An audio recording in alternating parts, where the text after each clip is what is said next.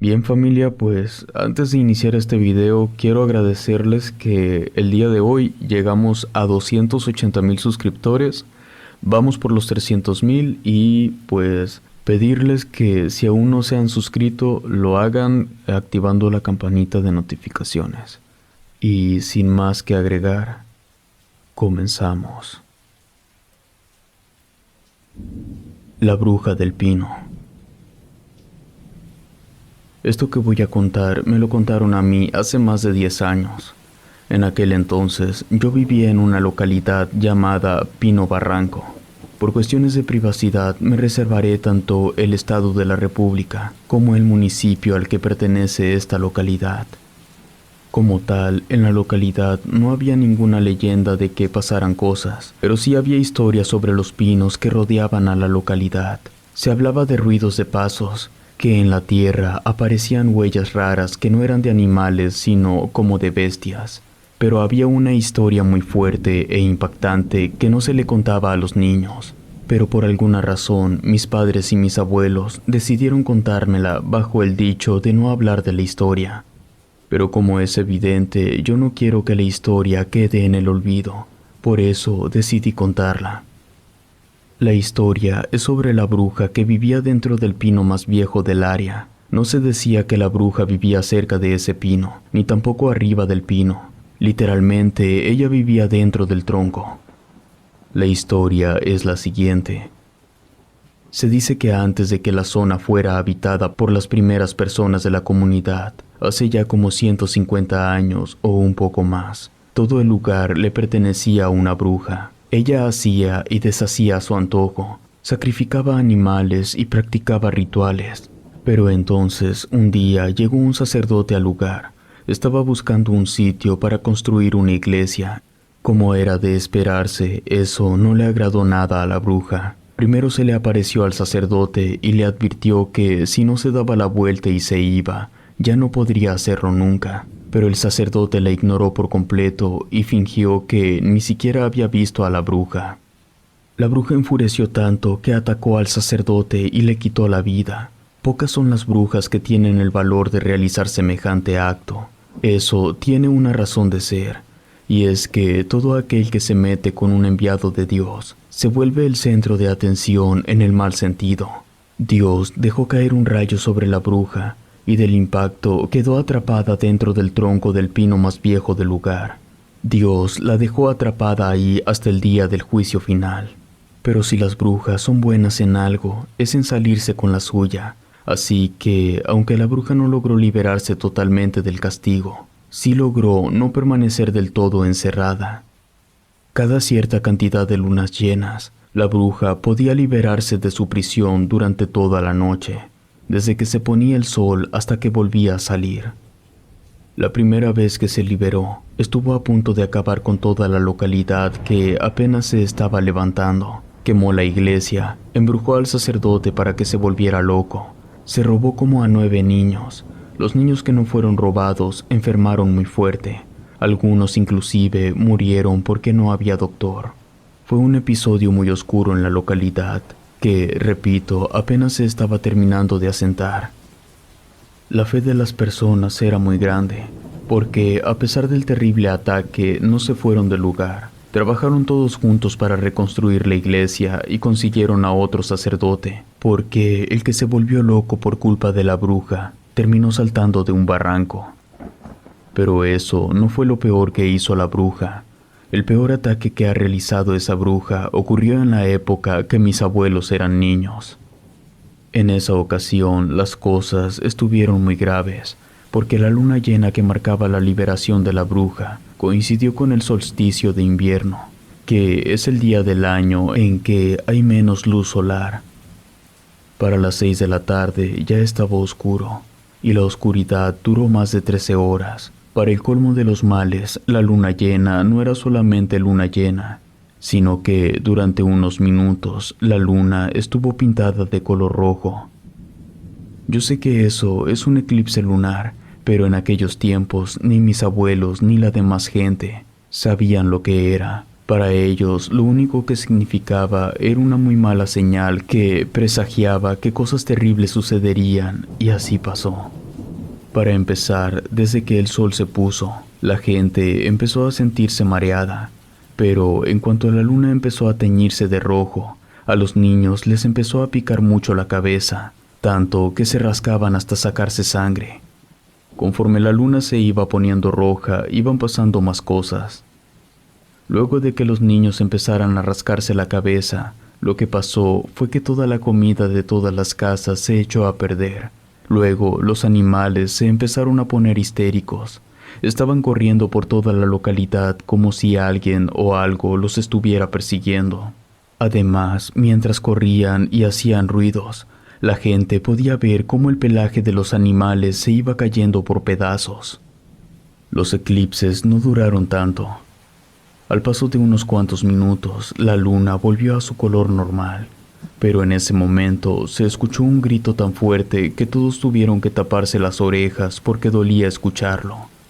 La mamá de mi abuelo no pudo taparse los oídos porque estaba cargando a un bebé, y después de un tiempo de estarlo escuchando, las orejas le empezaron a sangrar. Cuando el grito terminó, todo lo que era de cristal estaba hecho pedazos, y la mamá de mi abuelo ya había quedado sorda para siempre. Tanto mi abuelo como mi abuela cuentan que cuando el grito terminó se empezaron a escuchar pasos en los techos de todas las casas. Al mismo tiempo, marcas de rasguños aparecían por dentro, en las paredes y en el piso.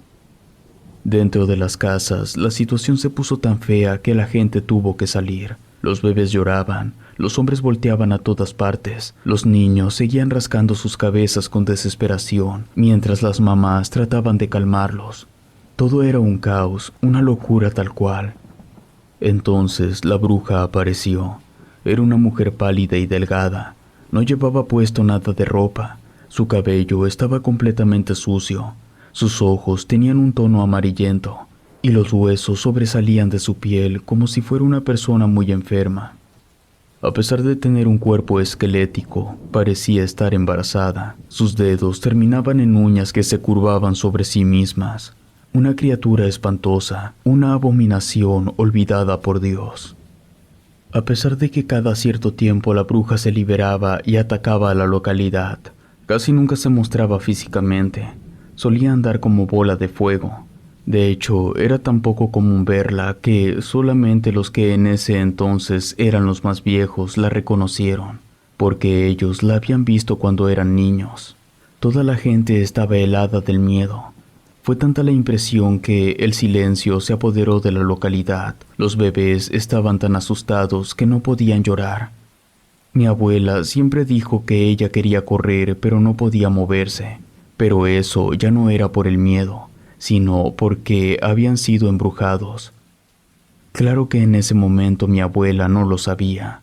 Eso lo supieron después cuando la gente anciana mencionó que cuando se había aparecido antes, todas las personas que la vieron quedaron congeladas hasta que el sol salió. Pero como esa información nunca la compartieron con el resto de la localidad, nadie supo que no debían voltear a ver a la bruja, y toda la gente cayó presa de ese embrujo. Por supuesto que la situación no iba a ser desaprovechada por la bruja, porque todavía faltaban muchas horas para el amanecer, así que se tomó todo con calma. Primero caminó hacia uno de los niños que era amigo de mi abuelo. En cuanto lo tomó de la mano, el niño pudo moverse. Por más que gritó, lloró, jaloneó y pataleó, no pudo liberarse de la bruja, la cual lo arrastró hasta perderse entre los pinos. Toda la gente lo estuvo escuchando llorar y gritar hasta que dejó de hacerlo. Entonces la bruja regresó e hizo lo mismo a otro niño, luego a otro, después a otro, inclusive se llevó a un bebé. Fue una masacre, hubo más de 20 víctimas esa noche. Finalmente el sol salió. La bruja regresó a su árbol y las personas quedaron liberadas del embrujo. Pero ya no había qué hacer. Lo peor de todo era que la gente sabía perfectamente que, pasado cierto tiempo, la bruja volvería a atacar. Eso les generaba una sensación de impotencia muy fuerte. Pasaron los días, semanas, meses, y con cada minuto que pasaba significaba que faltaba un minuto menos para que la bruja pudiera volver. Entonces yo les pregunté por qué no habían ido a tirar el pino. Me dijeron que era tanta la fe que tenían, que si Dios había castigado a la bruja encerrándola en el tronco, era porque Dios sabía por qué hacía las cosas, hasta que alguien cambió todo. Durante una misa en la que se estaba hablando precisamente de cómo los caminos de Dios son misteriosos y de que sus tiempos son perfectos. Un joven muy molesto se puso de pie y acusó a Dios de ser malo. El joven alegaba que, si era tan amoroso como la Biblia decía, no dejaría a una bruja tan peligrosa en un tronco del que se podía salir para matar niños. Las palabras de ese joven hicieron que otras personas empezaran a murmurar. El joven continuó hablando, y al final dijo que él ya estaba harto de estar esperando a que Dios hiciera algo. Renegó de Dios y luego dijo que él mismo se encargaría de la bruja. El sacerdote se quedó sin palabras mientras el joven salía de la iglesia, pero mientras la gente murmuraba, otras personas se pusieron de pie y fueron detrás del joven. Lo que hicieron fue prenderle fuego a ese pino. Fue algo peligroso porque el fuego se salió un poco de control y se quemaron muchos otros pinos. Al final, el fuego desapareció y solo quedaron cenizas. Cuando llegó la luna llena que marcaba el despertar de la bruja, nada pasó. La bruja no volvió, y desde ahí la localidad pudo vivir en paz. Al igual que aquel joven, yo me pregunto por qué, si la solución era tan fácil, ¿por qué Dios nunca hizo nada para ayudar a esa pobre gente?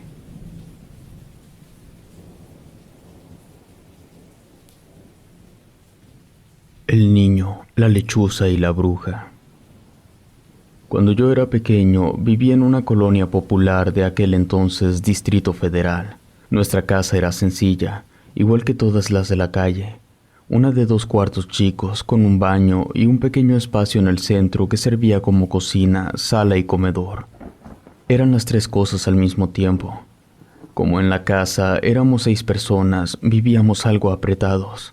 Mi hermana menor, que aún era bebé, dormía en el cuarto de mis papás. En el cuarto donde yo dormía había 2 camas. Mi hermano y yo dormíamos en una cama y mi hermano mayor dormía en otra cama. Nadie tenía demasiada privacidad.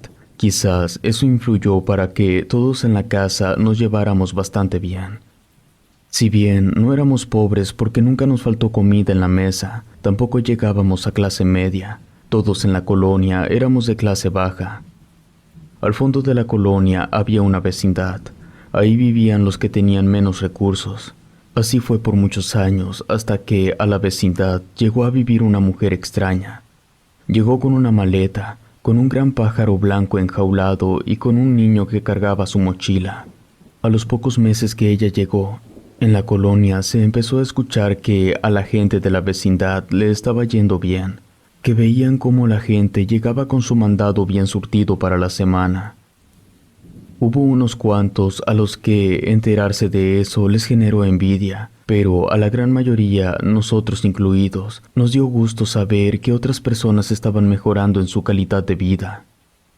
Nuestros padres siempre nos enseñaron que nunca hay que envidiar el prosperar ajeno, y ellos siempre nos ponían el buen ejemplo. Pero cuando los vecinos de la colonia empezaron a preguntar el por qué les estaba yendo bien, nos dimos cuenta que todas las respuestas apuntaban a lo mismo, a la mujer que llegó con el ave y con el niño. Esa mujer decía ser bruja blanca y les dijo a los demás de la vecindad que le comentaran a la gente de dinero que conocieran sobre ella, que si le llevaban clientes, ella les daría una comisión. Al principio, como es normal, se mostraron algo incrédulos, pero un niño que trabajaba boleando zapatos en el centro le comentó a un señor sobre la bruja y le dijo que si se animaba a ir, que dijera que él lo había mandado. A la semana siguiente, el señor fue a ver a la bruja. Se hizo una limpia, pagó, se fue. La bruja fue a tocar la puerta del cuarto donde vivía el niño y le dio algo de dinero. Los padres del niño quisieron tomar el dinero, pero la bruja les dijo que el dinero era solo para el niño, no para ellos. Rápidamente se corrió la voz en la vecindad. Entonces todos empezaron a hablar de la bruja con sus patrones y con la gente que conocían. Por eso a todos les empezó a ir bien prácticamente al mismo tiempo, porque todos le estaban consiguiendo clientes a la bruja. No faltó quien se enterara de eso y quisiera conseguirle clientes a la bruja, pero ella dejó muy en claro que el dinero solo lo repartiría a la gente de la vecindad, porque eran ellos quienes tenían que escuchar cuando hacía sus rituales y quienes debían soportar los olores cuando preparaba pociones. No pasó mucho tiempo para que la misma gente de la colonia quisiera acudir con la bruja a pedir trabajos, pero nadie de ahí podía pagar los precios. La bruja cobraba mucho bajo el argumento que sus trabajos nunca fallaban. La gente de la vecindad siempre hablaba maravillas de ella, decía que había sido enviada por el cielo, pero la gente que vivía alrededor de la vecindad, cerca, no tenía muy buena opinión sobre esa mujer. Lo primero, lógicamente, es pensar que esa gente de los alrededores cercanos tenían envidia. Y seguro así era, pero eso no quitaba el hecho de que, entre todas las cosas que decían, había un par que, por lo menos a mis padres, a mis hermanos y a mí, sí nos hacía dudar sobre aquella bruja. Lo primero que decían era que, a pesar de que todos sabíamos que la mujer había llegado con un niño, nadie lo había vuelto a ver. Nunca salía de la casa a jugar con los otros niños de la vecindad. Tampoco iba a la escuela. Ese niño debería haber tenido unos 9 años, con lo cual era raro no verlo salir nunca. Lo otro que decían era que el pájaro de la señora, que era una lechuza blanca, todas las madrugadas salía volando de la vecindad y se la pasaba dándole vueltas a la colonia durante 1 o 2 horas. Eso no era lo raro, sino que aquellos que la habían podido ver en la madrugada aseguraban que esa lechuza tenía los ojos rojos y brillantes, como si fueran 2 pequeñas bolas de fuego. Pero a pesar de que eso sí generaba ciertas dudas, la verdad era que nosotros no queríamos juzgar a la señora porque ni siquiera la conocíamos. Pasó el tiempo y llegó la fecha del cumpleaños de mi papá. Nosotros solo hacíamos 2 celebraciones al año, Navidad y el cumpleaños de mi papá, que era en junio. Nada de otros cumpleaños ni Año Nuevo, ya que el dinero no daba para más y como mi papá era el que mantenía la casa, lo justo era celebrarlo a él. Le hicimos su fiesta. Mi mamá preparó mole, había refrescos, música y esas cosas. Todos estábamos en el patio. A eso de las 2 de la mañana, mi hermana menor, la bebé, empezó a apuntar al cielo y a balbucear cosas. Al principio le ignoramos, pero como estaba muy insistente, decidimos voltear para arriba para saber qué era lo que le estaba llamando la atención. Entonces pudimos ver una enorme lechuza blanca de ojos brillantes. Recuerdo muy bien que aquello nos dio tan mala espina que apagamos la música. Nos metimos a la casa y todos nos fuimos a dormir. Esa madrugada comprobamos lo que algunas personas habían estado diciendo. Quiero aclarar que esa fue la única vez que nosotros vimos a la lechuza. No solíamos nunca desvelarnos, solo lo hacíamos en el cumpleaños de papá y en Navidad. Pero antes de Navidad, específicamente en noviembre, llegaron varios camiones del ejército a la colonia y cerraron todas las calles.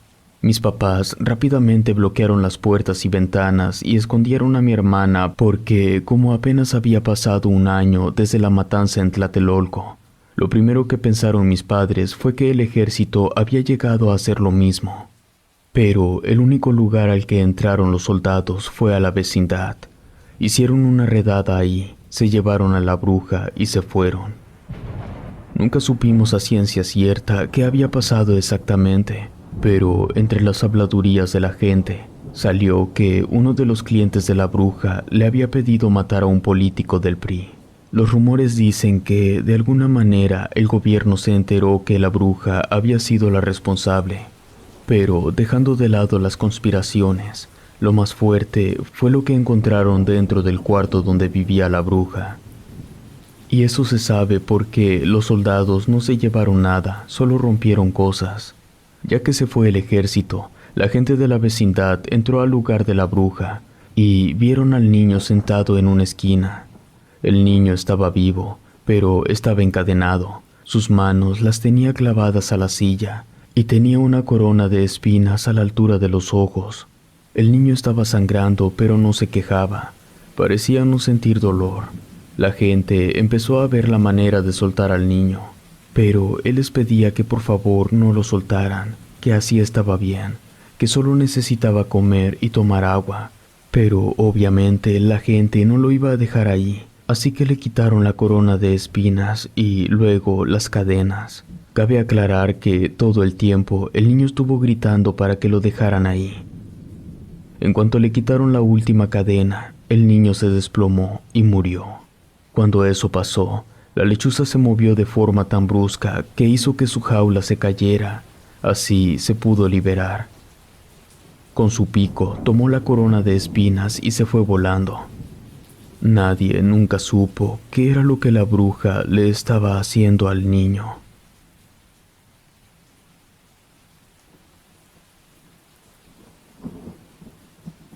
La anciana. Hay una antigua leyenda que ha existido aquí donde vivo durante años. Se trata de la leyenda de una bruja, pero cabe aclarar que no toda la gente conoce la leyenda, porque cuando aquello sucedió fue tan terrible y tan espantoso que la gente acordó que solamente sería contada a aquellos que presenciaran lo paranormal y que quisieran una explicación. Esto lo decidieron de esa manera porque toda la gente de aquella época estaba convencida de que lo que había sucedido era tan macabro que no debía saberse si no era absolutamente necesario. Por eso sé que todo aquel que conozca la leyenda que voy a platicar ha visto lo que pasa y por eso le consta que es completamente real. Claro que hasta hoy no eran muchas las personas que supieran lo que ocurrió. Yo se los cuento para que la historia no se pierda. En estos momentos yo tengo 63 años. Los acabo de cumplir en el mes de agosto, y cuando a mí me contaron la historia apenas tendría unos 16. En aquel entonces yo solía pasar muchísimo tiempo con mis abuelos paternos. Como yo era el nieto mayor, siempre me consintieron, lo que generó un vínculo especial entre nosotros. De hecho, yo me iba a quedar a dormir en su casa viernes y sábados. Como ellos, toda su juventud siempre hicieron ejercicio y nunca fueron de consumir demasiada azúcar, llegaron a su vejez bastante sanos, tanto que cuando yo los visitaba podían desvelarse hasta las 3 o 4 de la mañana. Yo llegaba el viernes después de la preparatoria y me iba hasta el domingo después del almuerzo. Lo que hacíamos todo el tiempo era jugar juegos de mesa. A ambos siempre les gustó jugar dominó. Tan buenos que nunca pude ganarles ni una sola partida en nada de lo que jugábamos. En una ocasión serían las 11 de la noche cuando un ruido me hizo voltear hacia la ventana. Ahí estaba la rama seca de un árbol golpeando el vidrio porque el viento estaba moviéndola. Algo que pudiera sonar completamente ordinario. El problema era que mis abuelos no tenían ningún árbol. Aquello era demasiado extraño como para fingir que no había pasado. De hecho, no tuve la necesidad de hacer ninguna pregunta. Mis abuelos entendieron de inmediato que ya estaba esperando una explicación. Entonces me contaron la leyenda. Es una historia larga, pero les aseguro que nunca han escuchado nada como lo que les voy a decir. Hace mucho tiempo, en la ciudad vivió una señora que nunca pudo tener hijos. Así que cuando su esposo murió, ella quedó como una anciana solitaria. Para compensar su soledad, empezó a ser muy amistosa con los niños. Todos los días preparaba dulces y los regalaba. A pesar de ser una mujer ya mayor, se las ingenió para montar unos columpios improvisados en su patio, y siempre tenía la reja del pasillo abierta para que los niños pudieran pasar a jugar cuando quisieran. Aquello impactó tanto en los niños que, cuando uno no aparecía, sus padres ya sabían que si iban a la casa de la anciana, ahí encontrarían a su hijo jugando con otros niños. Por lo mismo, los padres comenzaron a ser algo descuidados. No les preocupaba estar al pendiente de sus hijos porque sabían que a todos les gustaba ir ahí para comer dulces y a los columpios. Los niños dejaron de estar jugando en las calles y en la barranca, lo cual era un pequeño respiro de alivio porque esos eran lugares peligrosos para jugar. Así pasaron 2 años, hasta que un niño desapareció sin ninguna explicación. Nadie sabía nada, ni la familia ni los otros niños. Los padres hablaron con todos los niños y varios de ellos dijeron que sí lo habían visto en los columpios. Algunos incluso habían estado jugando con él, pero nadie supo a dónde se fue después de ahí. Por supuesto, fueron a hablar con la señora, pero no pudieron acercarse a la casa porque un enorme perro se los impidió. La señora tuvo que salir para hablar con ellos. Los adultos ya sabían que la señora tenía un perro grande, pero nunca lo habían visto así de agresivo. Ella les explicó que el perro estaba ahí para cuidar a los niños, ya que ella era muy mayor para cuidarlos. El perro era completamente dócil con los niños, pero no permitía que ningún adulto, aparte de ella, se acercara a la casa. Era por la seguridad de los niños. En eso, los papás del desaparecido pudieron ver que varios niños que en ese momento estaban jugando en la casa se acercaban con el perro y el animal se tiraba al suelo para que le rascaran la barriga. Parecía un cachorro con los niños. Eso hizo que los padres descartaran que algún extraño se hubiera acercado a la casa para llevarse al niño. De todas maneras, le preguntaron a la señora si ella había visto algo raro. Lo que la anciana les respondió era que ella todo el día estaba en la cocina preparando dulces, aguas de fruta y aperitivos para los niños, que solo salía para darles eso. En realidad, ella no estaba al pendiente, pero si el perro no había ladrado, es que nadie se había acercado. Los padres del niño creyeron en las palabras de la anciana. Todo lo que decía era coherente. Además, la conocían desde que ellos eran niños. Se dio aviso a las autoridades. Se buscó al niño en todos lados, menos en la casa de la anciana, ya que ella no tenía la fuerza para detener al perro. Unos días después, la anciana escarbó un poco en la tierra que tenía frente a su casa, como que estaba plantando un árbol, aunque en realidad nadie vio qué era lo que estaba colocando debajo de la tierra. Para sorpresa de todos los niños y también de los adultos, el árbol creció demasiado rápido. En cuestión de 2 meses ya era grande, muy frondoso y daba frutos. Pero la velocidad de crecimiento del árbol no fue lo único que llamó la atención. El tronco del árbol era de un color algo peculiar. Por lo menos no era un color común ahí en la región. Era del color del café con leche. Las hojas del árbol también tenían un color peculiar. Eran de color café oscuro, casi negro. Y los frutos que daba eran unos que nadie había visto antes. Parecían ciruelas, pero de color miel. Mucha gente fue a probar, pero a ningún adulto le gustó el sabor, solo a los niños. Al paso de algunas semanas, todos los niños comenzaron a tener pesadillas. En estas veían al niño desaparecido. Eso levantó las sospechas de los adultos, pero las pesadillas se volvieron tan fuertes que los niños empezaron a vomitar del miedo, y en ese vómito los niños sacaban los frutos enteros de aquel árbol. Ahí supieron que la anciana tenía algo que ver con lo que estaba pasando, así que los adultos se reunieron y se pusieron de acuerdo para irle a exigir explicaciones a la anciana. Iban muy molestos y su molestia creció más cuando el perro no los dejó pasar. Uno de ellos llevaba un arma y silenció al animal. Ya sin el perro, llegaron hasta la puerta y empezaron a golpear, pero nadie abrió. Entre varios hombres arrancaron la puerta y todos entraron dispuestos a lo que fuera, pero no había nadie ahí. Lo único que encontraron fue una casa en terribles condiciones. Había gusanos, ratas y enormes cucarachas gordas por todas partes. El olor era tan fuerte que muchos no soportaron y tuvieron que salir de la casa para no vomitar. Las vasijas en las que la anciana preparaba lo que les daba a los niños se veían asquerosas. Los que sí pudieron tolerar el olor encontraron la ropa de aquel niño que había desaparecido. Los que sí pudieron tolerar el olor corrieron a la casa y encontraron la ropa que aquel niño desaparecido llevaba puesta el último día que fue visto. Cuando salieron de la casa con las ropas en mano, tanto los papás del niño desaparecido como el resto de los adultos entendieron que la anciana había sido la responsable. Ya con la certeza de que la anciana le había hecho algo a aquel niño, sumado a que el resto de los niños habían tenido pesadillas con el niño desaparecido después de que comieron los frutos del extraño árbol. Todos voltearon a mirarlo. En ese momento, los padres del niño desaparecido se dieron cuenta que el tronco del árbol era del color de la piel de su hijo, que las hojas eran del color del cabello de su hijo, y que los frutos que brotaban del árbol eran del color de sus ojos. De inmediato se organizaron para conseguir herramientas, cualquier cosa que les ayudara a tumbar el árbol. Se tardaron hasta altas horas de la madrugada, pero lo consiguieron.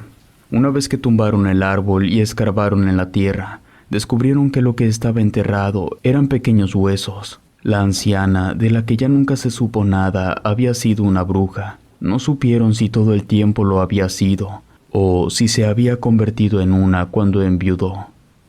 Pero eso era lo menos importante. La gente, horrorizada, quemó el árbol, al perro y la casa.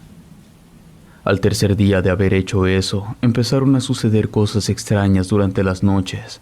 Aquel árbol que habían tirado y quemado aparecía en algunas casas, ya no frondoso, sino seco y con las ramas caídas, las cuales, al ser movidas por el viento, golpeaban las ventanas.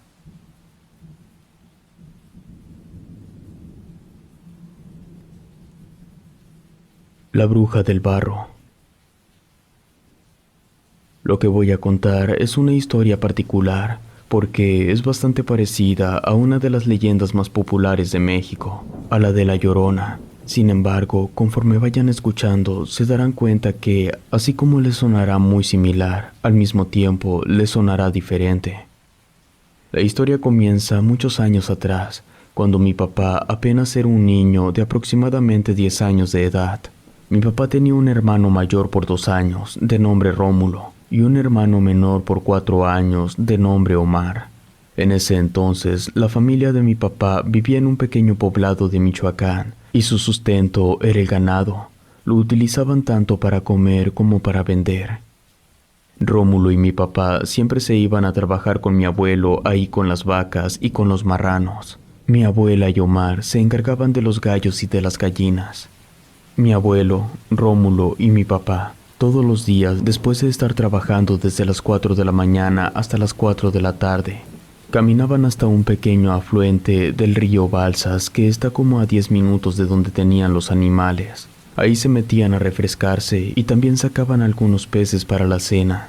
En una ocasión, mi abuela les dijo a sus hijos que nunca se les fuera a ocurrir ir a los ríos solos, porque para ir siempre tenían que estar acompañados de un adulto, porque el río era peligroso para los niños. Así que les contó la historia. Cuando los españoles y la iglesia aún mandaban en México, en uno de los muchos poblados que estaban a las orillas del río Balsas, una mujer fue acusada de brujería. Específicamente, decían que la mujer embrujaba a los niños y hacía que ellos caminaran dormidos hasta el río para ahogarlos. Fue juzgada, ejecutada y su cuerpo fue arrojado al río Balsas. Un año después, la mujer empezó a aparecerse en todos los poblados cercanos a ese río, y la bruja ha sido responsable de cientos de muertes de niños ahogados. Una historia muy fuerte para contársela a 2 niños, pero mi abuelo lo hizo para que tanto mi padre como su hermano entendieran y les quedara claro que nunca debían acercarse al río estando solos. Así quedó. En una ocasión de muchas que mi abuelo y sus hijos estaban ahí en el afluente del río, se dieron cuenta de que el entorno se sentía mucho más tranquilo de lo habitual. No había pájaros cerca y los peces no se acercaban a la superficie ni a las orillas. En eso, mi papá, que estaba sentado en unas piedras y tenía los pies dentro del agua, se asusta y cae en el agua. Mi abuelo, que estaba nadando a unos metros de ahí, rápido le dijo a mi tío Rómulo que saliera del río y fuera a sacar a mi papá del agua. Estando los 3 en la orilla, mi abuelo le preguntó a mi papá qué era lo que había pasado. Mi papá le dijo que en el reflejo del agua pudo ver que una mujer estaba parada detrás de él mirándolo. El abuelo le pidió que le describiera a la mujer que vio. Mi papá la describió de piel morena, con ropas un poco azules, casi grises y con el cabello largo. No pudo ver su rostro porque el cabello se lo tapaba. Además, dijo que las manos de la mujer estaban cubiertas de barro. El abuelo supo de inmediato que se trataba de la bruja que ahogaba a los niños, y les dijo que si él pudo verla reflejada en el agua era porque la bruja ahí estaba. pero como mi papá y su hermano estaban siendo cuidados por mi abuelo, que por eso la bruja no se manifestó del todo. Después de eso, estuvieron mucho tiempo sin acercarse al afluente del río. Tuvieron que pasar 2 años para que se les pasara el susto y empezaran a ir de nuevo con frecuencia al agua. Mientras todo esto pasaba, Omar, el más chico de mis tíos, empezó a tener comportamientos raros. El abuelo nunca se dio cuenta porque se la pasaba trabajando, pero mi abuela sí lo notó desde el principio. Primero empezó a jugar solo. Eso pudiera parecer algo normal en un niño pequeño que no puede jugar con sus hermanos porque están trabajando. Pero la cuestión era que mi tío Omar siempre jugaba con los pollitos. Los correteaba o hacía cualquier cosa, pero él siempre que quería jugar salía con los pollos. Por eso a mi abuela se le hizo raro cuando Omar salía de la casa a jugar solo, sin siquiera acercarse ni voltear a ver a los pollos. Cuando mi abuelo le preguntó por qué ya no jugaba con los pollos, su respuesta fue que tenía una amiga y que jugaba con ella. En estos tiempos, si un niño responde una cosa como esa, lo primero es pensar que se trata de un amigo imaginario. Pero en aquella época, ese término no existía. Y cuando un niño empezaba a jugar solo, diciendo que sí estaba jugando con alguien, lo primero que se pensaba era que el niño estaba embrujado o que estaba viendo al diablo. Cualquiera de las dos cosas era terrible para una familia tan católica como lo era la familia de mi papá. Viendo la situación y temiendo lo peor, mi abuela no le comentó nada a mi abuelo porque, aunque nadie puede negar que era muy buen padre, también era muy duro y solucionaba las cosas a su manera, cosa que a mi abuela no le gustaba. Por eso, lo que hizo mi abuela fue dejar que el tiempo pasara mientras vigilaba lo que el tío Omar andaba haciendo. Como al paso de 2 meses la situación no mejoraba, en una ocasión que fueron a la iglesia del pueblo. Al terminar la misa, mi abuela se acercó con el párroco para platicarle lo que estaba pasando. Luego de escucharla, el sacerdote le hizo unas recomendaciones a mi abuela, desde qué versículos de la Biblia debía rezar en la noche, hasta dónde poner un poco de agua bendita que él mismo le dio. Una madrugada, a eso de las 2 o 3 de la mañana, hubo un fuerte golpe en la puerta que despertó a mis abuelos, los cuales, por cierto, no tenían el sueño especialmente ligero. Mi abuelo rápido se levantó, fue por su escopeta y se dirigió hacia la puerta. La puerta no estaba abierta, pero de la mitad para abajo tenía un agujero, como si alguien la hubiera roto de un golpe muy fuerte. La casa donde vivían no era demasiado grande. Aún así, había 3 o 4 lugares donde alguien se podría esconder. El abuelo, con escopeta en mano, revisó la casa listo para disparar, pero no encontró a nadie ni nada movido dentro de la casa. El único lugar donde no revisó bien fue en el cuarto donde dormían sus hijos. Sí entró y revisó debajo de la cama, pero no movió las sábanas para no despertarlos. Ya habiendo descartado que alguien se hubiera metido, regresó a la puerta y la abrió para revisar afuera. Pero en cuanto el aire de afuera entró a la casa, a mi abuelo le llegó un fuerte olor a barro. Eso lo hizo reaccionar. Dejó caer su escopeta y corrió al cuarto donde dormían sus hijos. Casi aventó la puerta, jaló las sábanas y descubrió que Omar, el más chico, no estaba ahí dormido. Rápidamente fue con la abuela, la levantó de la cama y le dijo que se fuera a cuidar a los niños, que Omar no estaba y que él iba a salir a buscarlo. Antes de que mi abuela pudiera decir una palabra, el abuelo ya estaba afuera de la casa corriendo hacia la afluente del río. Eso pasó entre finales de julio y principios de agosto, que son los tiempos en los que más llueve por acá. Por eso la noche estaba muy oscura, porque toda la luz que podría dar la luna era opacada por las espesas nubes que cubrían todo el cielo. Una vez que mi abuelo llegó a la afluente del río, se puso a gritar el nombre de mi tío mientras recorría la orilla apurado por la desesperación. Finalmente, luego de estar buscando por más de 1 hora, mi abuelo encontró a mi tío Omar. Estaba flotando boca abajo, siendo llevado por la corriente. El abuelo lo sacó y lo acostó sobre la orilla. Era demasiado tarde. Estaba muerto. Mi abuelo, completamente roto por la pérdida de su hijo, lo cargó y se fue caminando hasta la iglesia. Ahí estuvo tocando las puertas hasta que el párroco salió. Le mostró el cuerpo, le dijo lo que había pasado y le pidió que lo dejara enterrarlo de una vez, que no quería que su esposa viera el cuerpo porque le causaría mucha impresión. Y así se hizo. El abuelo regresó a la casa casi hasta la noche del día siguiente. Llegó apestando a alcohol. Nunca en su vida había bebido tanto como esa vez. Lo que le dijo a mi abuela fue que cuando llegó al afluente del río, vio como un coyote estaba arrastrando a Omar, que logró salvarlo del coyote, pero que, entre la desesperación y el susto, Omar se había caído al río y se había pegado en la cabeza, que la corriente lo arrastró y que ella no lo pudo alcanzar. Esa mentira hizo que mi abuela simplemente aceptara que su hijo había muerto. Con esa mentira no se cuestionó nada. Mi abuela falleció primero que mi abuelo, y fue durante el funeral que el abuelo le contó la verdad a la familia sobre lo que había pasado con el tío Omar. El abuelo estaba convencido que la bruja lo mató, porque cuando encontró el cuerpo, tenía barro saliéndole de la boca y de las orejas. El mismo barro que se decía que aquella bruja siempre traía en las manos cuando se aparecía.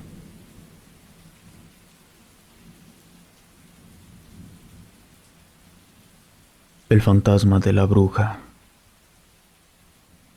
Lo que voy a compartir en los próximos minutos es la historia de la única ocasión en la que he experimentado algo que, innegablemente, está dentro de lo que solo se puede catalogar como una genuina experiencia paranormal. Yo siempre he vivido en la ciudad. Lo único que sabía de los pueblos era lo que veía en películas de Pedro Infante. Cabe aclarar que no soy tan viejo. Lo que pasa es que mi madre siempre tenía la tele en el canal de Televisa. Ahí pasaban las películas de Pedro Infante. En una ocasión que íbamos a tener unos días de descanso en la fábrica, porque un trabajador puso una queja que su trabajo era peligroso. Al día siguiente llegaron los de Protección Civil y clausuraron la fábrica hasta que cumpliera con las normativas de seguridad. Además, como amonestación, los obligaron a pagarnos a todos, aunque la fábrica no estuviera laborando. Como era mucho lo que la fábrica tenía que hacer para volver a operar, fácil tendríamos una semana libre. Así que uno de mis amigos nos comentó a mí y a otro que él se iba a ir a su pueblo, que justo eran las fechas festivas por allá y que si queríamos podíamos acompañarlo. Yo estaba indeciso, pero ya entre los dos me convencieron y nos fuimos. Ese pueblo era demasiado rural. No había drenaje. Otro detalle es que las casas solo tenían dos puertas, la de entrada y la que da al patio. Los cuartos y los baños no tenían puerta, solo estaban ahí con una cortina. En los días que estuve ahí no dormí en cama. Solo la gente que tiene mejor condición económica tiene camas en su casa. El resto de la gente duerme en hamacas. Y en las salas también hay hamacas para sentarse.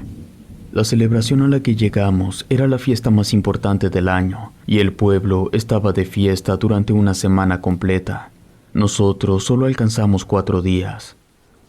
Todavía nos quedaban 2 días para estar ahí en el pueblo antes de regresar a la ciudad. En el primero de esos 2 días, mientras estábamos almorzando, pregunté qué clase de historias se contaban ahí. Eso me llamaba mucho la atención. La respuesta que obtuve fue que en realidad ese pueblo era bastante tranquilo, que no ocurrían demasiadas cosas, pero que tenían una leyenda que decía que en el cementerio estaba enterrada una bruja. Esa leyenda era del tiempo de los abuelos de la gente más vieja del pueblo. A mí me pareció bastante curioso porque, hasta donde yo tenía entendido, las brujas no podían ser enterradas en Camposanto, porque se supone que tienen pacto con el diablo. De hecho, cuando yo era niño, mi mamá me contaba una historia que una vez una bruja fue enterrada en Camposanto y que durante las noches la bruja se salía de su tumba porque estar ahí era un tormento para ella. Eso se los dije a los que estaban en la mesa, que eran mis 2 amigos y los padres del amigo que era de ese pueblo. Me dijeron que efectivamente las brujas muertas no podían ser colocadas en tierra bendita porque se salían de sus tumbas Y si una bruja viva es peligrosa, una bruja muerta lo es muchísimo más. Pero para evitar que eso sucediera, lo que hizo la gente que enterró a la bruja fue colocar cadenas benditas alrededor de la tumba. De esa manera era totalmente imposible que el cuerpo de la bruja pudiera salir. Sin embargo, el fantasma de la bruja sí se salía del panteón y se iba a vagar entre las zonas de los árboles que atravesaba la carretera de tierra, que era el único camino para entrar y salir del pueblo. Les pregunté si era peligroso ir a ver la tumba de la bruja. Me dijeron que no, que de hecho la lápida no tenía nada de especial, que estaba mezclada entre todas las lápidas, que las cadenas estaban colocadas en la caja debajo de la tierra. Terminando el almuerzo, todos fuimos al panteón para ver la famosa tumba. No sé por qué, pero yo esperaba que la lápida tuviera escrita alguna leyenda o advertencia, algo que indicara que ahí estaba enterrado el cuerpo de una bruja. Pero la frase que tenía era: Dios ama a todo su rebaño y ama más a la oveja negra. Entiendo el mensaje que ese escrito quiere transmitir, pero la verdad fue un poco decepcionante. Finalmente llegó el día de regresar a la ciudad. Mi amigo se despidió de sus padres, subimos al auto y empezamos el camino de regreso.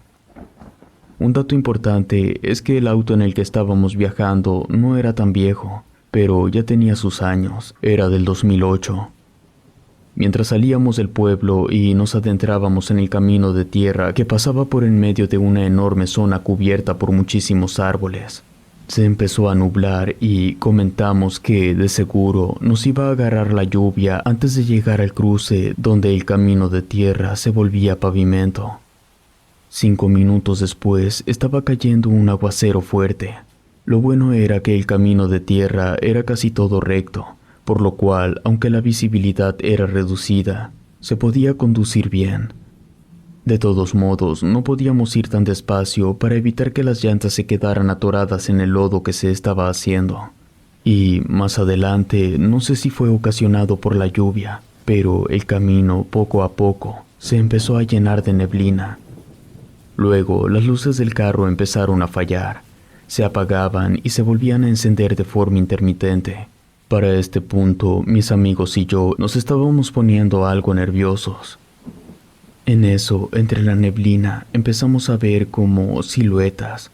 Estaban paradas a los costados del camino, pero esas siluetas desaparecían en cuanto el carro pasaba al lado de ellas. Mi amigo, que era del pueblo, nos dijo que nos abrocháramos bien los cinturones, porque lo que estaba pasando no era normal, que según lo que contaba la gente del pueblo, lo que estaba pasando eran manifestaciones provocadas por aquel fantasma de la bruja. Lo vimos tan serio y tan preocupado que no le hicimos preguntas y simplemente nos pusimos los cinturones. Entonces mi amigo pisó el acelerador. El carro se estaba moviendo muy feo y se notaba bastante que mi amigo se estaba esforzando mucho para no perder el control. Yo iba en el asiento del copiloto. Mi amigo, que iba en la parte de atrás, golpeó mi asiento y me dijo que volteara. Cuando lo hice, pude ver una silueta blanca, pero no del mismo blanco que la neblina. Se notaba bien la silueta, tenía la forma de una mujer y se estaba acercando al carro.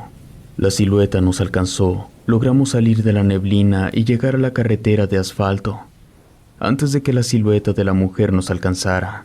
Hasta el día de hoy me pongo a pensar qué hubiera pasado si aquella cosa nos hubiera alcanzado.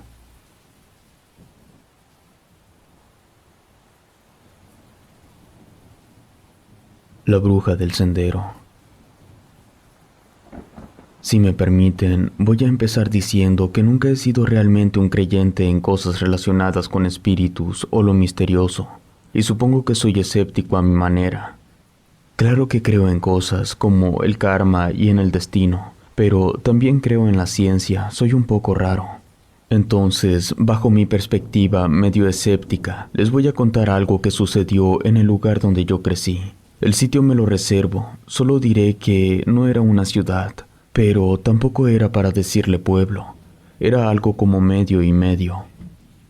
En ese lugar todos se conocían entre sí. No había mucha delincuencia, yo inclusive me atrevería a decir que no había nada. Si acaso algún disturbio ocasionado por borrachos, pero ciertamente por lo general no pasaba de eso.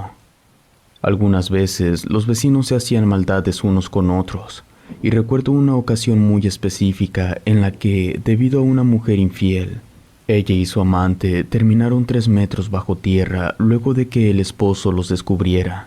Por lo mismo de que el lugar solía estar en paz y tranquilidad casi todo el tiempo. A mí me gustaba ir a caminar a las afueras, hasta los senderos que llevaban al poblado de al lado. En ese entonces yo no estudiaba, solo terminé hasta sexto de primaria. Ahí no teníamos secundaria, el que quería estudiar tenía que cruzar 2 poblados y llegar a la ciudad. Yo prefería trabajar y ayudar a mi mamá. Nosotros teníamos una tienda que mi mamá atendía, pero como ella tenía unos problemas de espalda, yo me hice cargo de la tienda para que ella pudiera descansar. La rutina era la siguiente.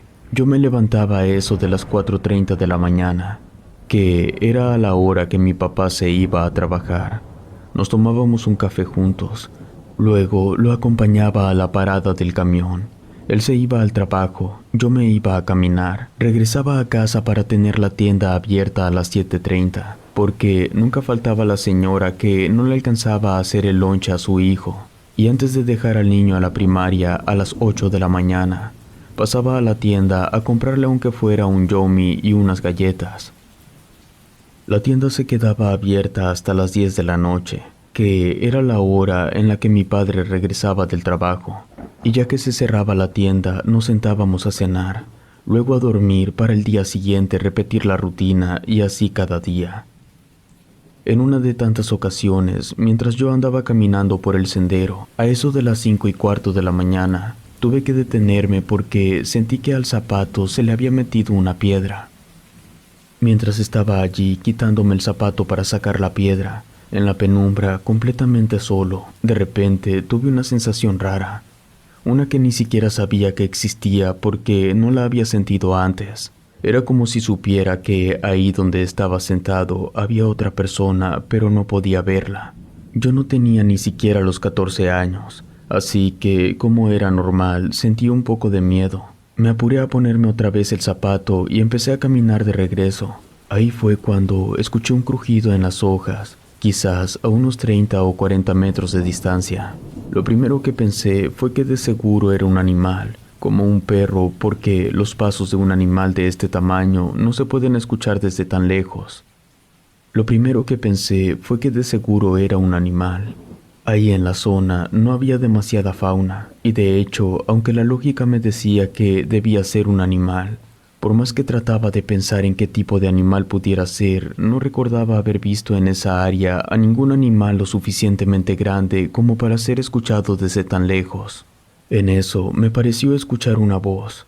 No sé por qué, no se me había ocurrido pensar que pudiera tratarse de una persona. Claro que eso era todavía peor, porque para ese momento yo llevaba muchos meses caminando por ahí todos los días a la misma hora. Y en todo ese tiempo no me había cruzado nunca con ninguna persona. Así que pensar en que pudiera ser una persona solamente me puso más nervioso de lo que ya estaba. En eso volví a escuchar que una voz habló, pero en esa segunda ocasión la voz la escuché mucho más cerca, tanto que pude oír las palabras exactas. «Ven acá», me decía. Si bien el sendero no estaba cubierto en su totalidad por la oscuridad, tampoco habían salido todavía los primeros rayos del sol. Esto hizo que la sangre se me fuera hasta la punta de los pies. En situaciones así, el cerebro se desconecta y solo queda el instinto. Así que solo me giré. Entonces la vi, a una distancia corta de mí. Era una silueta como de mi estatura, completamente negra. No se podía distinguir ningún detalle. Me esforcé en tratar de saber si era hombre o mujer, si era un señor o una anciana, pero no. En eso, el bulto se movió un poco en mi dirección. Eso fue suficiente para sacarme el peor susto que me he llevado en toda mi vida. Me di la vuelta y traté de huir, pero casi volando. No había avanzado ni 20 metros cuando me tropecé y caí. Lo bueno fue que no me fui hasta el suelo, solo caí de rodillas. Por eso me pude poner de pie rápido y seguir corriendo. Mientras corría, decidí voltear para ver si ya me había alejado lo suficiente de aquella cosa, pero me topé con que detrás de mí no había ningún bulto negro. Ahora era una bola de colores la que me estaba siguiendo y se estaba acercando. No entendía lo que estaba pasando, pero no dejé de correr hasta que estuve en mi casa. Mi madre se dio cuenta que entré muy agitado. Ella estaba en la cocina limpiando los frijoles, ya que mi padre le había pedido unas enfrijoladas para la cena. Sin decirme ni preguntarme nada, me dio una tortilla con sal y un vaso con agua. Solo me miraba esperando a que yo le contara, y lo hice. Le dije todo tal cual había pasado. Estaba igual de sorprendida que yo. Me dijo que en todos los años que ella llevaba viviendo ahí, nunca había sabido de nadie que hubiera contado haberse topado con algo como eso. Ni en el sendero ni en ninguna otra parte. El día transcurrió normal. En la noche que regresó mi papá del trabajo, durante la cena, mi mamá me pidió que le contara. Él, hombre criado a la antigua, se mostró serio ante lo que le conté, pero eso no significaba que no me creyera, sino todo lo contrario. Mi padre nos explicó a mi mamá y a mí que cuando él era muy niño, como de unos 7 años, al ser el hijo mayor, mi abuelo lo mandó a trabajar. El lugar donde trabajaba estaba a 2 horas caminando. Este pasaba sobre el sendero justo en un punto medio entre el poblado de Ajunto. Ahí en su trabajo había un señor como de más de 100 años. Él ya no hacía nada, pero como era un hombre de confianza del patrón, estaba ahí para supervisar y esas cosas. En una ocasión, este señor contó que en el sendero había una bruja enterrada, que ella era una empleada del patrón y que nadie sabía que era una bruja. Pero en una ocasión la encontraron tratando de comerse a un bebé. La mujer tenía toda la boca dislocada para poder abrirla de más y que el bebé le cupiera. No hubo ninguna necesidad de investigar si la mujer practicaba brujería. Todos ahí en la región sabían que las brujas se comían a los bebés. Así que la mataron. Intentaron enterrar el cuerpo de la bruja en el cementerio, pero el sacerdote se los negó. Les dijo que las personas que trabajaban con el innombrable no tenían derecho a ser enterrados en Camposanto. Entonces, como no había otro lugar donde enterrarla, se optó por arrastrar el cuerpo por el sendero hasta un punto alejado. Ahí se hizo un pozo y la bruja muerta fue puesta allí. El problema fue que cometieron el error de colocar el cadáver de la bruja viendo hacia arriba, cuando lo correcto es enterrarlas viendo hacia abajo. Eso se hace así porque luego de cierto tiempo las brujas reviven y sabiendo que están enterradas comienzan a cavar para salir. Si se entierra hacia abajo la bruja seguirá cavando enterrándose más en la tierra, pero si se comete el error de enterrarla hacia arriba terminará saliendo de la tierra. Yo le pregunté a mi papá si él creía que lo que me había perseguido había sido aquella bruja. La respuesta de mi padre me dejó helado. Él dijo, no sé, pero en la mañana que el camión iba por el sendero cayó en un bache que nunca antes había estado ahí.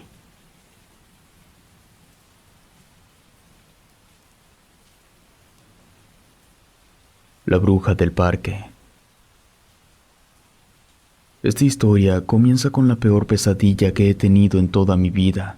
En esa pesadilla yo estaba en el parque, sentado, recargado en el tronco de un árbol. De repente apareció alguien. Era una anciana con un largo cabello gris, vestía ropas negras y parecía estarme mirando. Sus manos y brazos estaban en un muy mal estado. Algunas partes del codo hacia abajo las tenía con la piel desprendida. La cosa empeoraba hacia las manos, las cuales no tenían nada de piel ni de carne. Sus manos estaban en los puros huesos. La anciana tenía una sonrisa que se extendía por el ancho de toda su cara. Sus dientes eran de un color desagradable y algunos estaban incluso oscurecidos. Sus ojos eran pozos oscuros, con unas ojeras muy marcadas. La anciana permaneció unos minutos ahí, parada, mirándome, hasta que se torció de una forma horrible y así torcida corrió en mi dirección. Desperté del susto.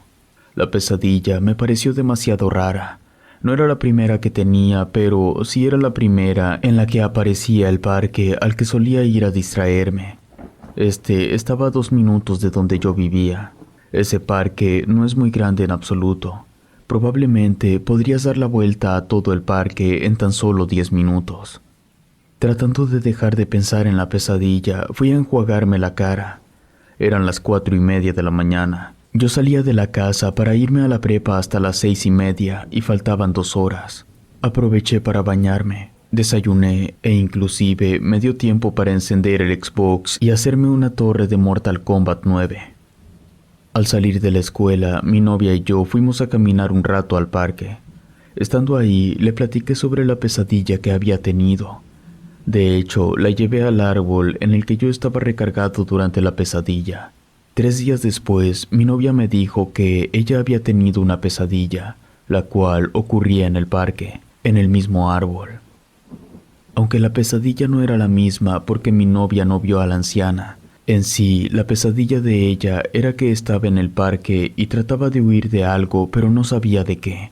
La cuestión era que, por más que corría, siempre regresaba al mismo árbol. Nos pareció curioso, pero supimos que ella había tenido esa pesadilla porque yo le había contado la mía. Claro que, de haber sido ese el caso, ella debería haber visto a la anciana en su pesadilla, cosa que no pasó. Pasó un mes. Uno de los vecinos hizo una fiesta. Yo invité a mi novia. A eso de las 8 de la noche, mi novia y yo nos salimos de la fiesta para ir al parque. Como el lugar estaba bien iluminado, no era peligroso estar ahí de noche. Fuimos a sentarnos en el árbol. Como a los 20 minutos, de repente, escuchamos algo que nos asustó a ambos. Lo mejor que puedo describirlo es como una sonrisa. Como dije, el parque no era particularmente grande. Además, el vecino que tenía la fiesta era el jefe de manzana, así que toda la gente estaba ahí. Tal vez, al igual que nosotros, podía haber alguien más en el parque, pero en todo caso hubieran sido de nuestra edad. Pero la risa que escuchamos era la risa de una mujer adulta. De eso estábamos seguros los dos. Mientras estábamos allí, inmóviles y en silencio, después de haber escuchado esa risa, vimos una figura a lo lejos. Era delgada y caminaba de manera extraña. Era como si necesitara bastón. Quien fuera, tenía ambas manos en su pecho como si estuviera sosteniendo algo. También la cabeza inclinada hacia un lado. Además, cojeaba hacia donde estábamos. Eso fue más que suficiente para que mi novia y yo nos pusiéramos de pie. No corrimos, pero nos apresuramos para salir del parque y regresar a la fiesta donde estaban todos los demás. Ya no salimos de ahí hasta que los papás de mi novia llegaron por ella. 6 meses después, yo tenía poco de haber terminado con mi novia, no por problemas, sino porque, debido al trabajo de su papá, se habían tenido que ir a vivir a otro estado, así que yo estaba triste. Un domingo, siendo las 4 de la mañana, como no podía dormir, salí de la casa y me fui al parque. Me senté en el tronco del mismo árbol. Luego de un rato de estar ahí, escuché la misma risa que la otra noche. Era exactamente la misma carcajada. Me quedé congelado por un segundo. Luego empecé a voltear hacia todos lados. Pero por más que miraba en todas direcciones, la silueta no estaba por ninguna parte. De todas formas, decidí ponerme de pie y sin dejar de mirar hacia todos lados, empecé a caminar hacia la salida del parque. Cuando ya estaba cerca, aquella silueta entró al parque cojeando. Entonces se escuchó la risa otra vez. Estaba claro que la silueta era la que se estaba riendo. Me di media vuelta y corrí en otra dirección. Había 2 salidas en el parque, la que quedaba en dirección de mi casa y la que daba hacia la avenida. Estaba llegando hacia esa otra salida cuando la silueta entró por ahí dando su carcajada. Me frené, miré hacia atrás y como no venía nadie, por más absurdo que pueda sonar, volví a correr hacia la salida que daba a mi casa. Pero me detuve en el árbol porque tuve una especie de flashback. Recordé aquel sueño que había tenido mi novia donde corría y corría, pero siempre llegaba al mismo árbol. Me pasó por la cabeza que si seguía intentando salir del parque, aquella silueta me seguiría bloqueando la salida. Entonces decidí quedarme en el árbol. En realidad no tenía ningún plan. No sabía qué hacer para salir de la situación en la que estaba. Ahí me quedé recargado cuando la silueta llegó por uno de los costados. Al pasar por debajo de una de las lámparas, dejó ver su figura oscura, y pude ver que se trataba de una anciana con cabello plateado que caía en hebras largas. Vestía en ropas oscuras. Sus manos y brazos estaban en pésimo estado. Desde el codo hacia abajo, la piel estaba desprendida en varios sitios. La situación era aún peor hacia las manos, que estaban sin piel ni carne, solo huesos. En su rostro, la anciana llevaba una sonrisa que se extendía por toda su cara. Tuve un déjà vu. Aquello era calcado de la pesadilla que me había despertado a las 4:30 de la mañana hace tantos meses. Entonces supe que era lo siguiente que iba a ocurrir. La anciana permaneció unos momentos ahí parada mirándome, hasta que se torció de una forma horrible, y así torcida corrió en mi dirección. Estuvo a punto de agarrarme, pero de alguna manera logré quitarme y corrí. Ahora sí pude salir del parque y llegar a mi casa. Estando dentro, me asomé por la ventana, y en la esquina, que era la única parte de la calle que no estaba iluminada, pude ver aquella silueta oscura y también pude escuchar cómo se carcajeaba. Creo que está de más decir que no volví a entrar a ese parque, ni siquiera siendo de día. Nunca supe de otro vecino que hubiera tenido una experiencia similar a la que yo tuve aquella vez, en la que puedo afirmar sin temor a equivocarme que estuvo a punto de agarrarme una bruja.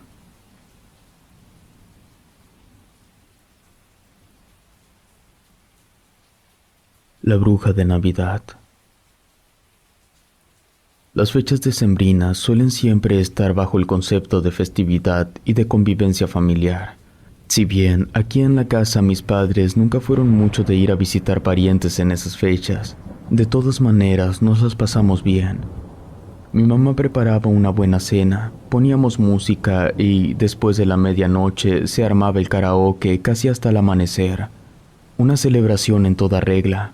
Las cosas cambiaron cuando, en marzo del 2008, mis padres se divorciaron. Ni mis hermanos ni yo nos dimos cuenta, pero al parecer tenían muchos años llevándose mal, pero se aguantaban por nosotros. Una mañana simplemente ya no pudieron y se divorciaron.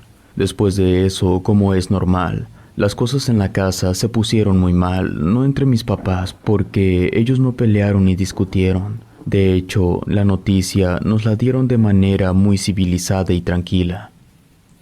En la cena nos dijeron que ellos ya se habían separado y que mi papá se iba a ir a vivir a otro lado, pero ni mis hermanos ni yo supimos procesar bien lo que estaba pasando.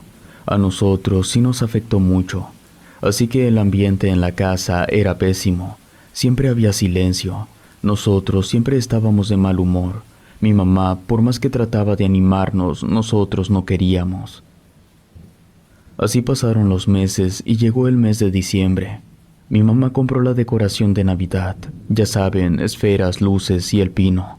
La verdad, no quisimos ayudarle con nada porque no nos interesaba ninguna fiesta. Entonces, las cosas raras comenzaron. Antes de que terminara la primera semana de diciembre, una noche a mí me dio muchísimo insomnio. Tuve que levantarme y bajar a la cocina para ver si comiendo algo me daba sueño. Cuando llegué a la cocina, ahí estaban mis dos hermanos. A los tres nos había dado insomnio la misma noche. Estuvimos ahí en la cocina tomando jugo de manzana y comiendo Doritos. Platicamos y nos preguntamos sobre el insomnio, pero lo cierto era que no teníamos idea de por qué nos había dado a los tres la misma noche. El viernes de la segunda semana, mientras nos estábamos alistando para ir a la escuela, yo a la preparatoria y mis hermanos a la secundaria, mi hermano menor nos preguntó si habíamos agarrado sus tijeras. Los dos dijimos que no, pero solo por descarte revisamos. Entonces nos dimos cuenta que nuestras tijeras tampoco estaban dentro de nuestras mochilas. Los tres intercambiamos miradas confusas, pero no teníamos tiempo de hablar al respecto. Se nos estaba haciendo tarde. Cuando regresamos a casa, mientras estábamos haciendo nuestras respectivas tareas, algo comentamos sobre lo que pasó con las tijeras, pero nada importante. A mitad de la siguiente semana, mi mamá nos mandó a hablar. Ella quería saber quién de nosotros había colocado el regalo que estaba debajo del pino. Le dijimos que no habíamos sido nosotros. Ella como que no nos creyó. Agarró el regalo y lo abrió. Dentro estaban las tijeras que se nos habían perdido, pero estaban quebradas. Mi mamá se quedó seria unos momentos. Se dio cuenta que nosotros no habíamos ido. El 19 de diciembre lo recuerdo bien porque fue el último día del año que yo fui a la prepa. Todos los aparatos eléctricos de la casa se volvieron locos, desde la televisión hasta el refrigerador, pasando por los focos, el microondas, mi laptop, la lavadora y los celulares de mis hermanos. Lo primero que pensamos fue que a lo mejor se trataba de una falla en la luz, pero el hecho de que mi laptop y los celulares de mis hermanos fallaran descartó esa idea. El día siguiente, el 20, fue un día al que podría describir como un día salado. Mi mamá se hizo una cortada mientras cocinaba. Mi hermano menor se resbaló y casi se cae por las escaleras. Al de en medio le salió una piedra en los frijoles y casi se atraganta. A mí lo que me pasó fue que me quedé sin celular. No mencioné que mi celular hubiera fallado al igual que los de mis hermanos. Eso es porque en ese momento yo no tenía mi celular. Lo había dejado en un local para que lo arreglaran. A mí me tocaba ir a recoger mi celular el día 20. Se suponía que ya lo tendrían listo para dármelo, pero cuando llegué me di cuenta que ahí estaba una patrulla. Me acerqué a ver qué era lo que estaba pasando. Resultó que acababan de robar ahí y se llevaron todos los celulares, obviamente también el mío. Al día siguiente, mi mamá, mis hermanos y yo amanecimos agripados, con tos y sueltos del estómago. Lo bueno era que en la casa había 2 baños, uno en cada piso. Creo que para este punto ya era más que evidente que algo estaba pasando, tanto con nosotros como con la casa. Había una sensación rara, como si alguien más, aparte de nosotros, estuviera viviendo ahí. De hecho, ese día, cuando mi mamá estaba poniendo a la mesa, colocó 5 platos. Lo siguiente que pasó fue que, mientras mi mamá limpiaba la casa, encontró pequeños gusanos blancos en todas las esquinas de toda la casa. Mi mamá estaba harta y fue a buscar a una señora que era rara. La conocíamos como Doña Saca, pero hacía cosas con ángeles y santos católicos. Ella era una especie como de bruja, pero hacía cosas, todo con ángeles y santos católicos, pero hacía cosas que no se ven en la iglesia. Doña Saca llegó a nuestra casa con una lima, que es como un limón pero bastante más grande. Puso la lima en la mesa, lo partió a la mitad, luego las 2 mitades las partió en 4 cada una, quedando 8 partes. Sacó una bolsita de canela molida y la vació sobre las 8 partes de la lima.